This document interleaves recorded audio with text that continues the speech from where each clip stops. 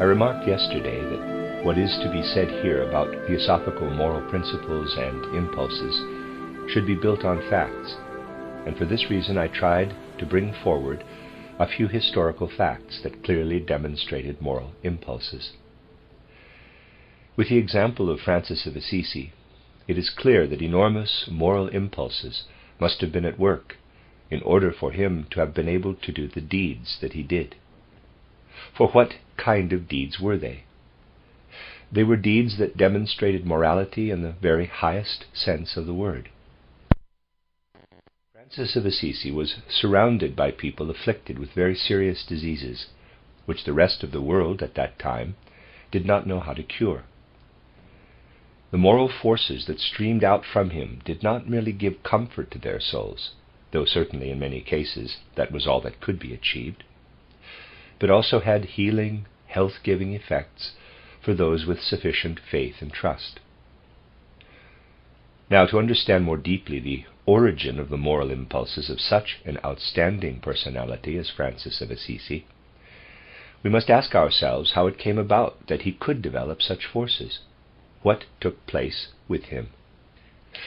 To understand what was active in the soul of this extraordinary human being, we must cast our gaze somewhat further afield. Recall that in the ancient civilization of India, the people were divided into 4 castes, and that the highest of these was the caste of the Brahmins, the cultivators of wisdom. The separation of the castes in ancient India was so strict that the sacred books, for example, could be read solely by the Brahmins and not by members of the other castes. The members of the second caste, the warriors, could not read but only hear the sacred doctrine contained in the Vedas, or in the epitome of the Vedas, the Vedanta. Footnote number 13 in the book.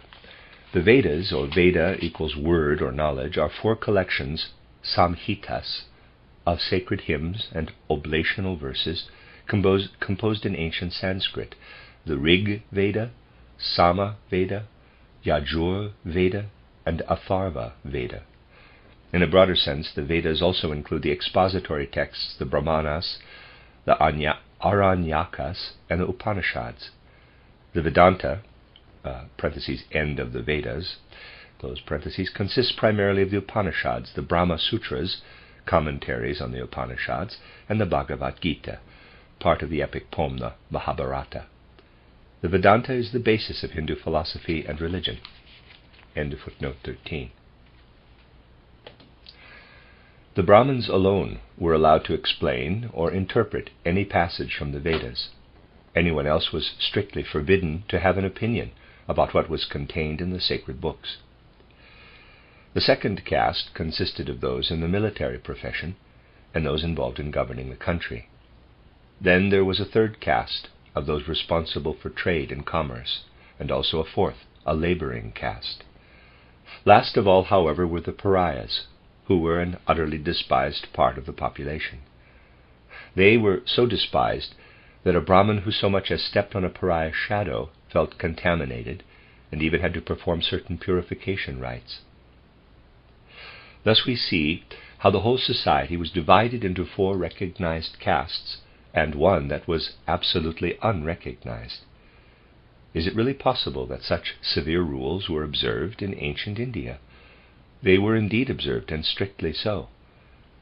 Even at the time of the Greco-Latin period in Europe, no member of the warrior caste in India would ever have ventured to have a personal opinion about anything in the sacred Vedas. Now, how and why did such a division of human beings arise? It is strange that we find this caste system precisely among the most advanced people of antiquity, among those who had migrated from ancient Atlantis over to India already in comparatively early times, and who had preserved the greatest store of wisdom from ancient Atlantis. This seems very strange. How can we comprehend something like this? It seems as if it would contradict all the wisdom and goodness in the guidance of the world. For the highest treasure to be preserved by one group alone, while other human beings are predestined by the mere fact of their birth to occupy subordinate positions.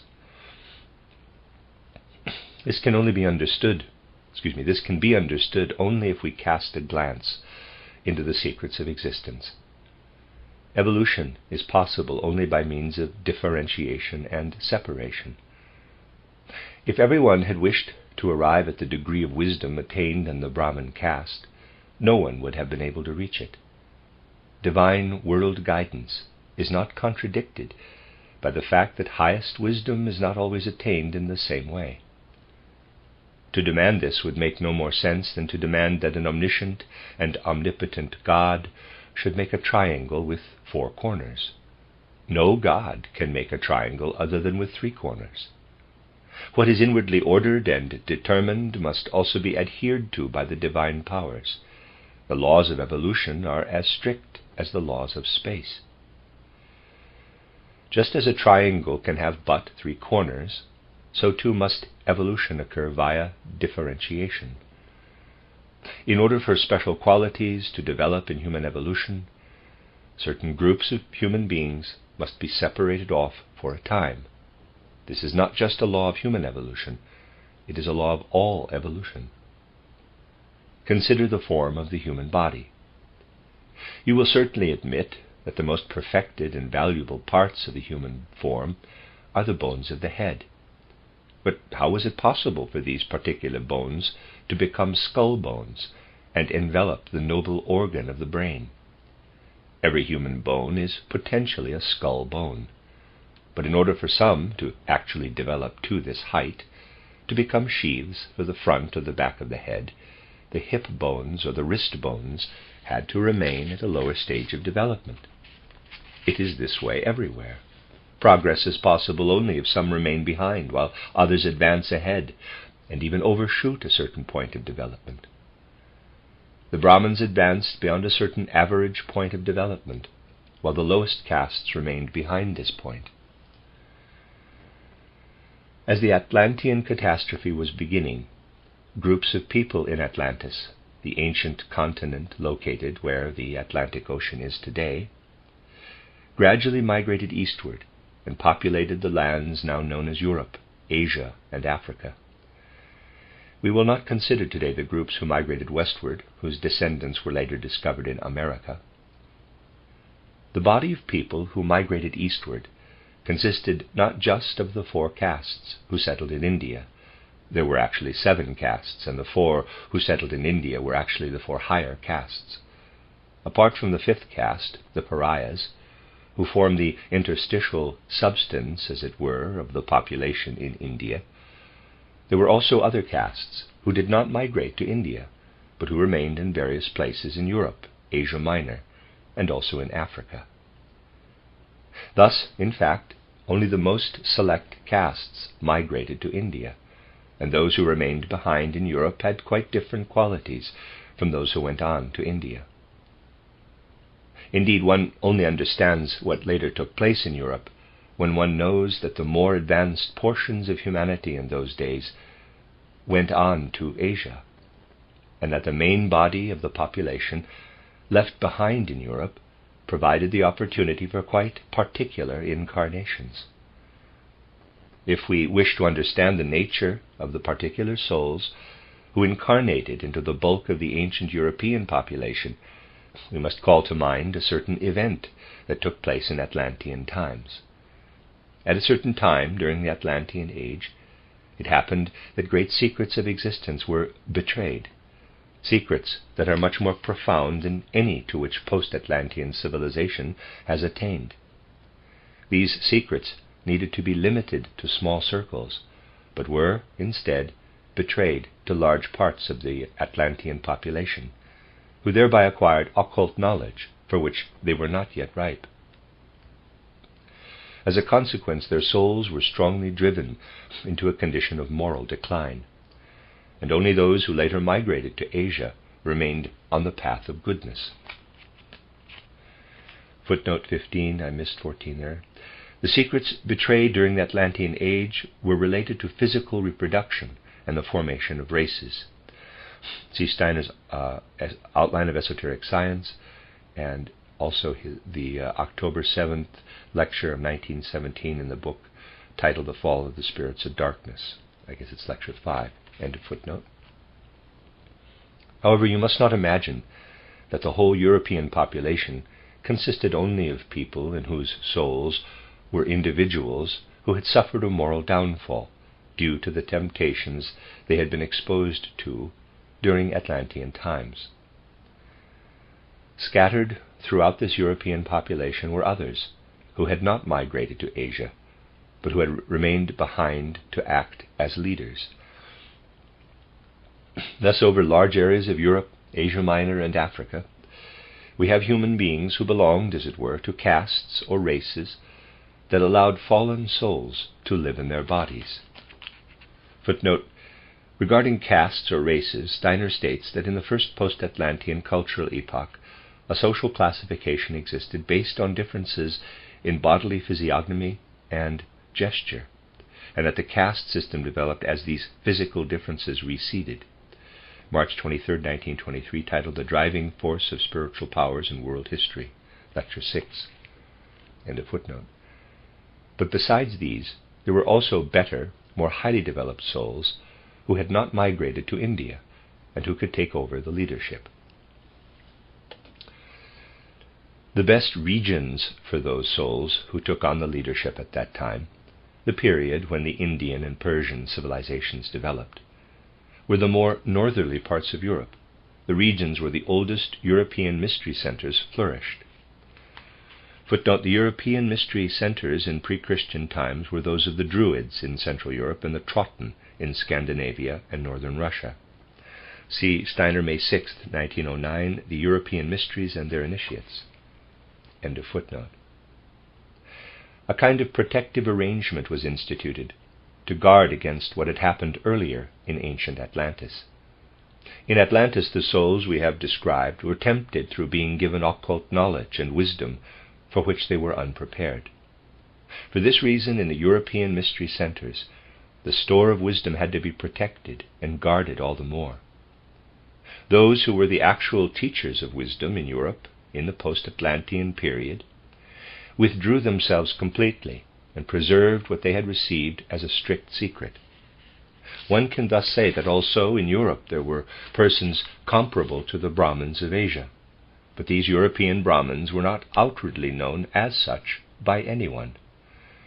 They kept the sacred secrets absolutely secluded in the mystery centers, so there would be no repetition of what had already happened once in ancient Atlantis. Only through the most careful protection and guardianship of the store of wisdom was it possible for the fallen souls to be able to uplift themselves in certain respects.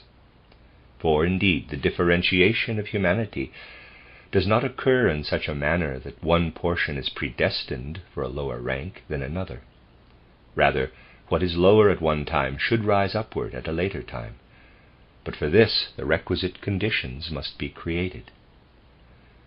In this way it came about that in Europe there were souls who had fallen into temptation, who had lost their moral cohesiveness, while among them a wisdom was working from deeply hidden sources.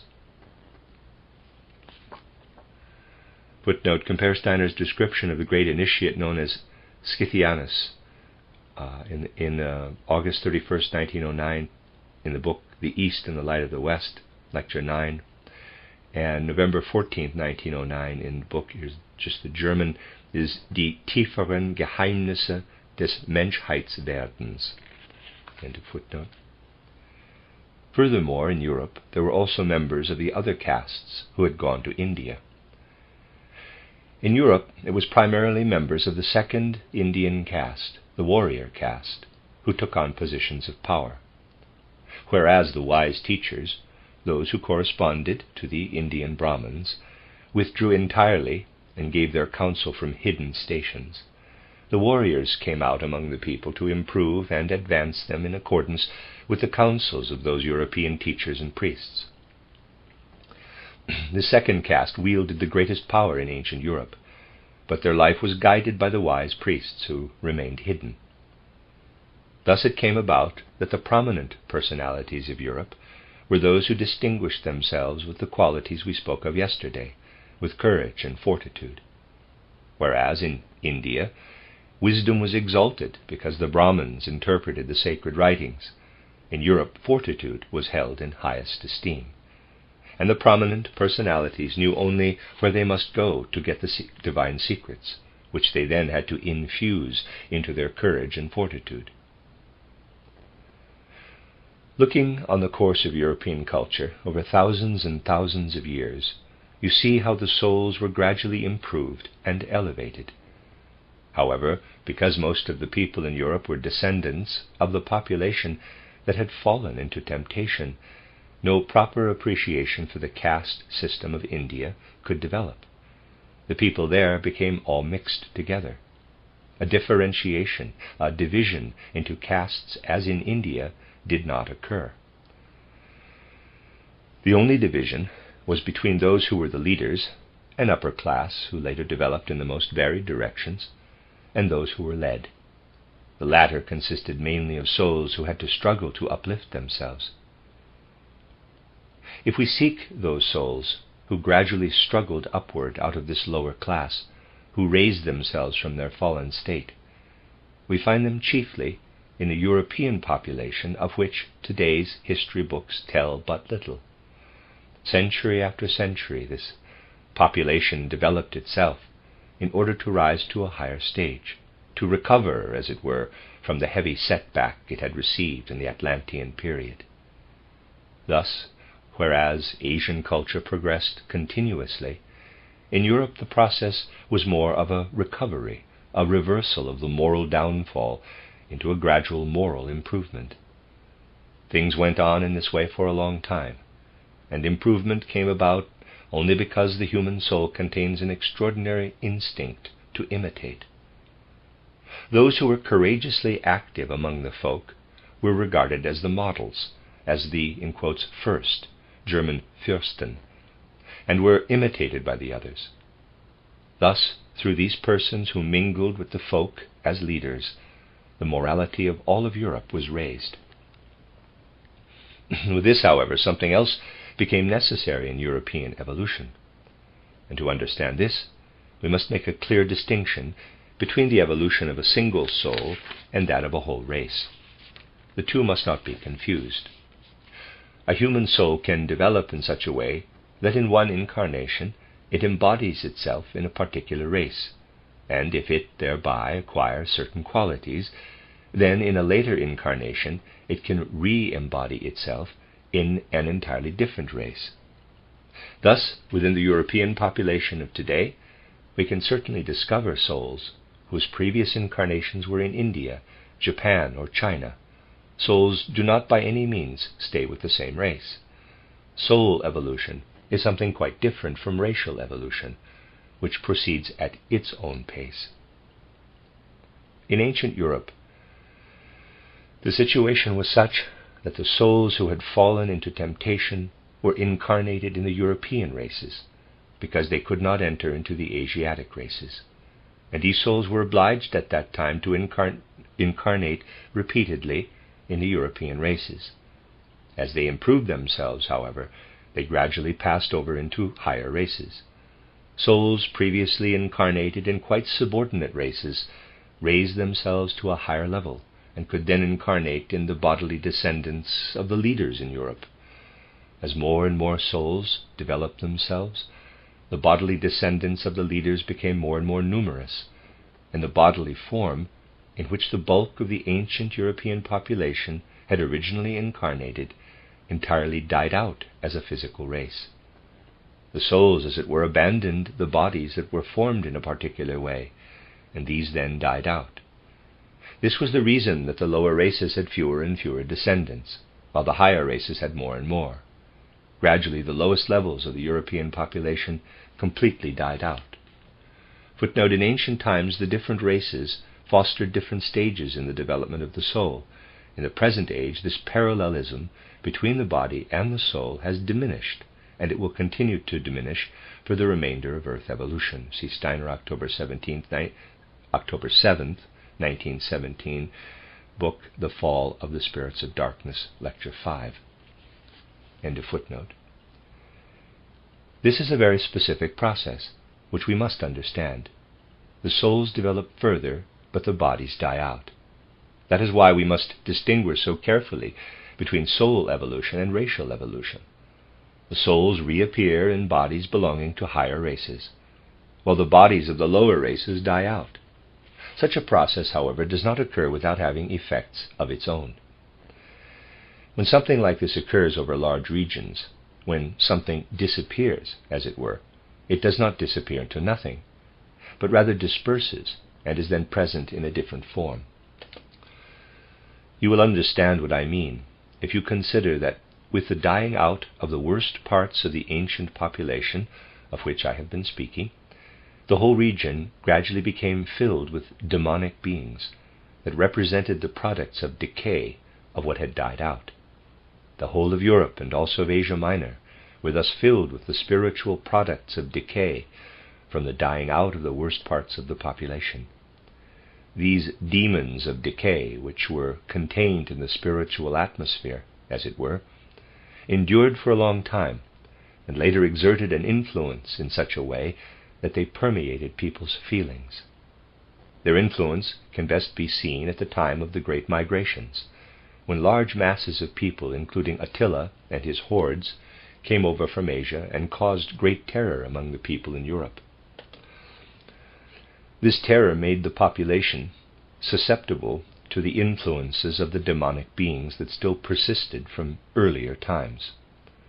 As a consequence of the terror produced by the hordes coming over from Asia, there gradually developed what manifested during the Middle Ages as the epidemic of leprosy.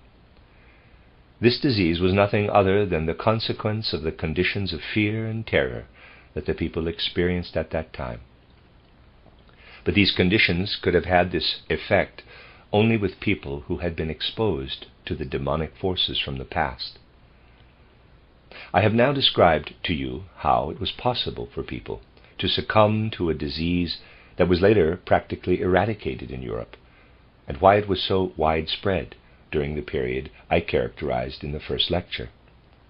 Thus we see how certain races have died out, as they needed to, because they did not develop upward, but also how we still have their after effects in the form of human diseases. In the disease of leprosy, we see the consequence of soul-spiritual causes. This whole situation had now to be counteracted. Further development in Europe could come about only if what I have described to you were entirely removed.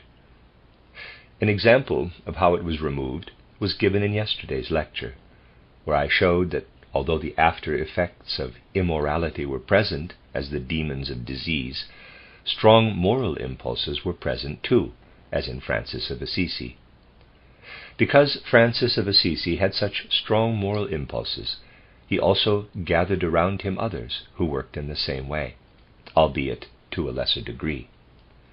At that time there were actually quite a few who worked in this way. It only did not last for long. How did such a soul power enter into Francis of Assisi? Since we are not gathered here to study external science, but to understand human morality from its occult foundations, we must now examine a few occult truths. Let us then inquire, whence really came such a soul as that of Francis of Assisi? Such a soul can be understood only if we take the trouble to investigate what was hidden in its depths. Here, I must remind you that the old division into castes in India really received its first blow, its first shock, through Buddhism, for among the many other things that Buddhism introduced into Asiatic life was the idea that the caste system was not justified. As far as it was possible in Asia, Buddhism recognized each human being as a candidate for the highest. You know, too, that all this was only possible through the outstandingly great and mighty personality of the Buddha. You know that the Buddha became a Buddha in the Incarnation we are usually told of, and that in the earlier part of this life he was a Bodhisattva, which represents the rank just below Buddhahood. In his 29th year of life, the son of King Suddhodana had deeply experienced the great truths about life and sorrow, and through this he had acquired the greatness to introduce into Asia the teaching known as Buddhism. We must keep something else in mind, however, which was also connected with this advancement from Bodhisattva to Buddha. When this individuality, who had passed through many incarnations as a Bodhisattva, advanced to the rank of a Buddha, that incarnation became his last incarnation on earth in a physical body. One who is raised from Bodhisattva to Buddha has thereby entered a final incarnation. From then onward, such an individuality works only spiritually. Thus, since the 5th century BCE, the individuality of the Buddha has worked exclusively from spiritual heights. Buddhism, however, has continued. It was able to influence, in a certain way, not just Asiatic life, but also the cultural life of the whole of the then-known world. You know how Buddhism has spread in Asia and how many followers it has there, but in a more hidden and veiled form, it has also spread within the cultural life of Europe. In particular, the portion of the Buddha's great teaching that related to human equality was especially suited to the population of Europe, because that population was not based on a caste system, but was instead directed toward the idea of equality. Some centuries into the Christian era, a kind of occult school was founded on the shores of the Black Sea. Footnote: Steiner places this school in the 7th and 8th century AD. See his lecture of December 18, 1912 in the book Esoteric Christianity and the Mission of Christian Rosenkreuz, lecture 13, and also in the lecture from December 22, 1913 in the book Between Death and Rebirth, lecture 5. End of footnote.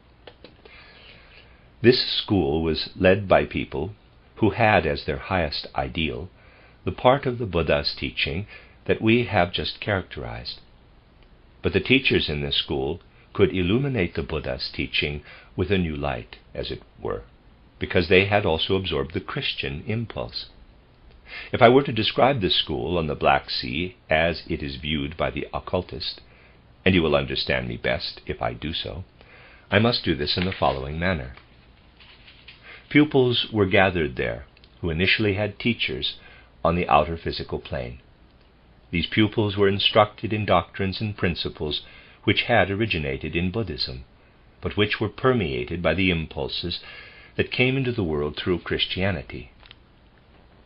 Then, when the pupils were sufficiently prepared, the deeper forces of wisdom within them were brought forth, so that they acquired a clairvoyant vision of the spiritual world.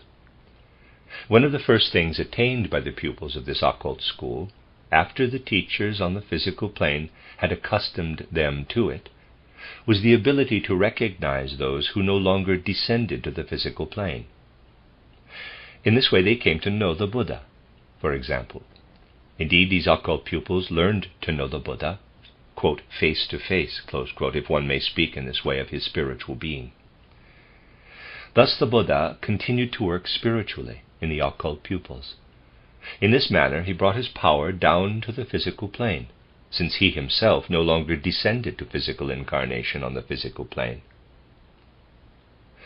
The pupils in this occult school were divided into two groups, according to their degree of maturity.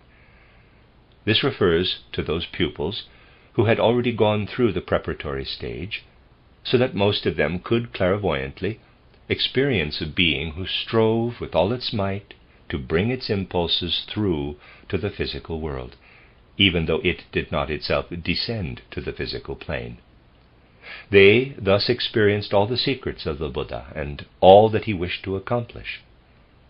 Most of these pupils remained clairvoyants as such, but there were some who not only had knowledge and psychic clairvoyance, but who also developed a spiritual element which cannot be separated from a certain humility, a certain highly evolved capacity for devotion. These were able, then, precisely in this occult school, to receive the Christ impulse to a tremendous degree. They could also become clairvoyant in such a way that they became the steadily chosen successors of Paul and received the Christ impulse directly into their life. 23. footnote, St. Paul, born Saul of Tarsus, approximately AD 1 to 67, became the foremost Christian apostle of the Gentiles after experiencing the risen Christ in the spiritual atmosphere of the earth.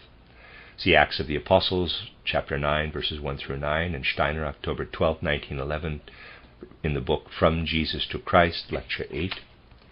End of footnote. These two groups went out from this school, one which had the impulse to spread the teachings of the Buddha, though they did not use his name, and a second one which also received the Christ impulse. Now, the difference between these two groups did not appear so strongly in that particular incarnation, but only in the next. The pupils who had come as far as the Buddha impulse, but who had not received the Christ impulse, became the teachers of human equality and brotherhood. On the other hand, the pupils who had received the Christ impulse were such that in their next physical incarnation, the Christ impulse worked on further, so that they not only could teach, though they did not regard this as their chief task, but could work more especially through their moral power. One such pupil of the Occult School, on the Black Sea, was born in his next incarnation as Francis of Assisi. It is not surprising, then, that there lived in him the wisdom he had received about brotherhood and human equality, about the need to love all human beings equally, and that his soul was permeated and strengthened by the Christ impulse. How did this Christ impulse work on further in Francis of Assisi? It acted in such a way that when he was placed in a population in which the old demons of disease were especially active, the Christ impulse approached the disease demons through him and absorbed their evil substance into itself, thereby removing it from the people. Earlier, the Christ impulse had embodied itself in this substance in such a way that it appeared to Francis of Assisi as a vision, as the vision in which he saw the palace and was called to take up the burden of poverty. This was the point at which the Christ impulse again became alive in him, and it then streamed out from him and laid hold of the disease demons. His moral forces became so strong thereby that they could remove the harmful spiritual substances that accompanied the disease we have mentioned. Only in this manner was it possible to bring to higher development what I have described as the after effect of the old Atlantean element, to sweep the evil substances away from the earth and purify the European world. Look at the life of Francis of Assisi, and notice how remarkably it unfolded. He is born in the year 1182. We know that the first years of life of a human being are largely devoted to the development of the physical body.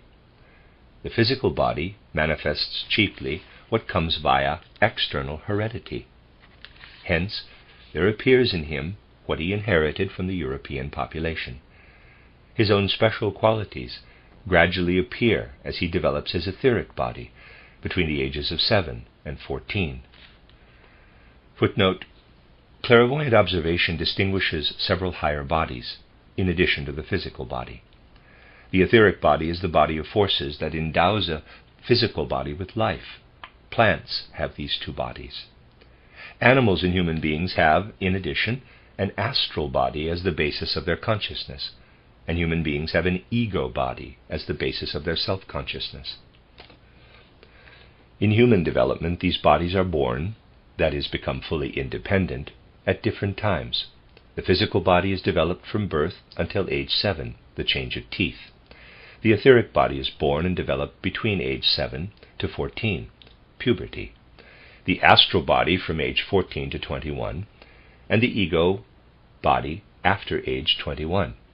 For further details, see Steiner titled Theosophy, Chapter 1, also titled The Education of the Child in the Light of Anthroposophy, and March 14, 1910, misdated 1909, Metamorphoses of the Soul, Lecture 5. End of footnote. From the etheric body especially, the quality appears that had worked directly in him as the Christ impulse in the mystery center by the Black Sea. Footnote. Compare Steiner's description of a basic law of karma and reincarnation. Quote, what is present in the astral body in one life, as learning, becomes an attribute of the etheric body in the next life, a habit. If you meet a person with a certain praiseworthy habit, a habit that repeatedly comes to expression, this indicates that the corresponding concepts were absorbed or developed by this person in the earlier incarnation. This is from a lecture October 15, 1906, entitled Karma and Details of the Law of Karma. End of footnote. Then, as his astral body comes to manifestation after age 14, the Christ force becomes particularly enlivened in him as his astral body takes up what has remained united with the atmosphere of the earth since the mystery of Golgotha. Footnote. At the crucifixion on Golgotha, the macrocosmic Christ impulse that had lived in Jesus of Nazareth passed into the whole earth. See Steiner, May 26 and 31, 1908, The Gospel of St. John, Lectures 7 and 12, and October 1, 1911, titled The Etherization of the Blood, also entitled The Reappearance of Christ in the Etheric, Lecture 9. Compare here Steiner's description of one of the occult means by which the Christ impulse is propagated, namely, through a spiritual multiplication of the bodies of Jesus of Nazareth. Steiner states that the astral body of Francis of Assisi was interwoven with a copy of the astral body of Jesus of Nazareth.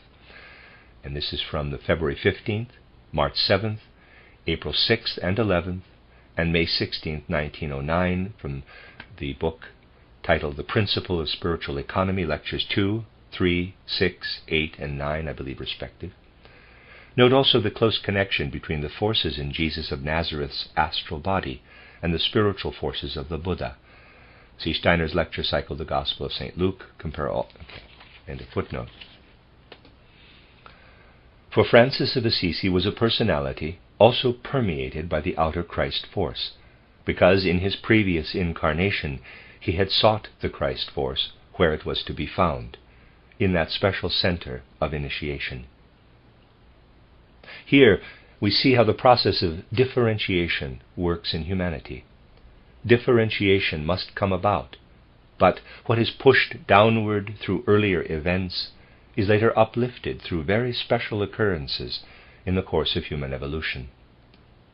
There was another occasion when a particularly important uplifting took place in the evolution of humanity, one which exoterically will always remain incomprehensible. People have given up trying to understand it, but esoterically it can be fully explained. Those who had raised themselves up most quickly from the lowest strata of the Western population, who had gradually overcome their passage through the lowest strata, but who had not developed their intellect very much, and had remained relatively simple people, the most select of these, as it were, who needed only to be uplifted at the appointed time by a mighty impulse that reflected itself in them, they are known to us as the 12 apostles of Jesus. They were the extract of the lower castes, who were diverted and did not go on to India. The substance for the disciples of Christ Jesus had to be taken from these castes. I am not saying anything here about the previous or subsequent incarnations of the apostle individualities, only about the physical ancestry of the bodies into which the apostle personalities were incarnated. One must always distinguish between the incarnation lineage and the lineage of physical heredity. Footnote, almost nothing is known of the physical ancestry of the apostles. It is assumed that most of them were from the region of Galilee. Judas was from Judea. Compare Steiner's comment, quote, Galilee was the region where peoples of every race and tribe had mixed together. The term Galilean means mixed breed or mongrel. Close quote from May 23, 1908, The Gospel of St. John, Lecture 5. End of footnote. We have now found the source of the moral power of that unique personality, Francis of Assisi. Do not say that it would be too much to expect people to adopt such extraordinary ideals as existed with Francis of Assisi. What I have said was certainly not said in order to recommend that anyone become a Francis of Assisi. Not at all. I just wish to point out by means of a particularly striking example how moral power can enter into a human being, whence it can originate, and how it must be understood as something very special that was originally present in a human being. However, from the whole spirit of what I have said up to now, you may gather what we have also often emphasized regarding other forces in human evolution, namely that humanity has gone through a descent and is now undertaking an ascent. If we journey back in human evolution, we pass through the post-Atlantean age to the Atlantean catastrophe, then to the Atlantean age, and then further back to the Lemurian age. We thus arrive at the starting point of earthly humanity, at a time when humanity was much closer to the divine, not only with regard to the qualities of spirit, but also with regard to morality. At the beginning of earth evolution, we do not find immorality, but rather morality. Morality is an original divine gift, part of the original content of human nature. Just as spiritual power was part of human nature when humanity had not descended so far. In truth, a large part of immorality entered human evolution in just the way I have described, by means of the betrayal of higher mysteries during the ancient Atlantean age. Thus, we cannot speak about morality as if it were something that humanity first had to develop. Morality is something that lies at the foundation of the human soul, and has been hidden and suppressed only by later civilization. When we look at the matter in the right light, we cannot even say that immorality came into the world through folly. Rather, it came into the world because the mysteries were betrayed to human beings who were still immature. In this way, people were tempted and then succumbed and degenerated. In order for them to rise again, you can gather this from today's presentation, something was needed that would sweep away everything that had set itself against the moral impulse in the human soul. Let me put this another way. Let us suppose we have before us a criminal, someone we call immoral. On no account may we say that there are no moral impulses in this immoral person. They are there, and we shall find them if we go to the foundation of his or her soul. There is no human soul, with the exception of black magicians, who are not our concern here, in which there is not a foundation of goodness. If a person is bad, it is because what has arisen in the course of time as spiritual error has overlain the goodness. Human nature is not bad. Originally, it was good. Concrete observation of human nature shows us that in its deepest nature it is good, and that it was the subsequent spiritual errors that diverted people from the path of goodness. Therefore, in the course of time, people must correct these moral errors. The errors themselves, and also their consequences, must be rectified. However, where the consequences of immorality are so severe that demons of disease exist, then supermoral forces, like those of Francis of Assisi, must also be active. The betterment of human beings always involves eliminating their spiritual errors. But what is needed for this? Take everything I have now told you and condense it into one basic mood or feeling. Let the facts speak to you. Let them speak to your feelings, and try to gather them together into one fundamental feeling. You will then say to yourself, quote, what attitude toward other people does one need to have? One needs to believe in their original goodness, in the original goodness of each human being. Close quote. This is the first thing we must say if we attempt to speak at all about morality, that there is an unfathomable goodness at the foundation of human nature. That is what Francis of Assisi said to himself. And when he was approached by some of those afflicted with the dreadful disease of leprosy, then, as a good Christian of that time, he said somewhat the following to himself, quote, "Such a disease is in some respect the result of sin, but because sin is spiritual error, because the disease is the consequence of spiritual error, it must therefore be cancelled and removed by a strong opposite spiritual power." Close quote. Thus Francis of Assisi saw how in some respects the penalty of sin revealed itself outwardly on the sinner. But he also saw the goodness of human nature, the divine spiritual powers at the foundation of every human soul. This tremendous faith in the goodness of every human soul, even in those being punished, was what especially distinguished Francis of Assisi. Through this faith it was possible for the power that is opposed to sin to appear in his soul, the power of love that strengthens, comforts, and indeed even heals. And no one who has fully developed the impulse of faith in the original goodness of human nature can do otherwise than love this human nature as such. It is these two fundamental impulses, to begin with, that can establish a truly moral life. First, the faith in the divine at the foundation of every human soul, and second, the boundless love of humanity that springs from this faith.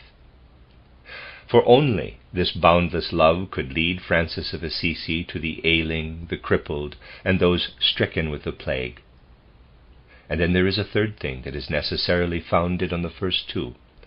A person who has a foundation of faith in the goodness of the human soul and in the love of human nature can do no other than say what arises from the combination of the original goodness of the human soul and active love justifies a perspective on the future wherein every soul, no matter how far it has fallen from spiritual heights, may be led back again to these heights. This is the third impulse, the hope that every human soul can find its way back to the divine spiritual world. We can say that Francis of Assisi heard these three impulses expressed countless times, that they were repeatedly brought to his attention during his initiation in the Colchian mysteries by the Black Sea. I'm not sure how to pronounce that word. This is the reader. Colchian, I'm pronouncing it Colchian. Colchian. End of aside. We can also say, however, that in his life as Francis of Assisi, he preached very little of faith and love. Instead, he was himself an embodiment of this faith and this love. In him these appeared as a living symbol before the world. Foremost, of course, was that which really works. For faith does not work, and neither does hope. These one must indeed have, but only love works. Love stands in the center, and love is what carried the actual moral development of humanity toward the divine during this incarnation of Francis of Assisi. Footnote compares St. Paul, quote, "In a word, there are three things that last forever, faith, hope, and love, but the greatest of them all is love." 1 Corinthians 13:13, end of footnote. This love, which we know was a result of his initiation in the mysteries of Colchis, again, aside, spelled Colchis, end of aside, how have we seen it unfold in him? We saw that the warlike virtues of the ancient European spirit appeared in Francis of Assisi, that he was a warlike boy. But in his individuality, permeated as it was by the Christ impulse, courage and fortitude were transformed into active, effective love. We see the ancient courage and fortitude resurrected, as it were, in the love that we encounter in Francis of Assisi. Courage transformed into spirituality, spiritualized ancient fortitude. These are love. It is interesting to notice how much of what has just been said also corresponds to the outer historical development of humanity. If we go back a few centuries into pre-Christian times, into the fourth post-Atlantean epoch, we find the Greek philosopher Plato, who wrote, among other things, about morals, about human virtues. He described them in such a way that we can recognize that he held back the highest secrets, but that what he could say he put into the mouth of Socrates. Writing at a time in European history in which the Christ impulse was not yet active, Plato describes what he views as the highest virtues, the virtues the Greeks felt a moral person should have above all else. To begin with, Plato describes 3 primary virtues. We shall also get to know a 4th one. The first virtue is that of wisdom. Plato regards wisdom as such as a virtue. We have seen wisdom justified as the basis of moral life from the most varied directions. In India, the wisdom of the Brahmins was the basis of life. In Europe, the wisdom was more hidden, but it lived in the northern mysteries, where the European Brahmins were engaged in remedying what had been damaged through the betrayal in ancient Atlantis. As we shall see tomorrow, wisdom does indeed stand behind all morality. Then, in keeping with the mysteries from which he drew, Plato also describes courage as a virtue, which we find mainly in the European population. Footnote: Plato was connected with the Dionysian mysteries. See Frederick Hebel, titled The Gospel of Hellas, chapter 5, and Steiner, titled Christianity as Mystical Fact and the Mysteries of Antiquity, chapter 4. End of footnote. As a third virtue, he designates temperance or self-discipline, German Besonnenheit, Mäßigkeit.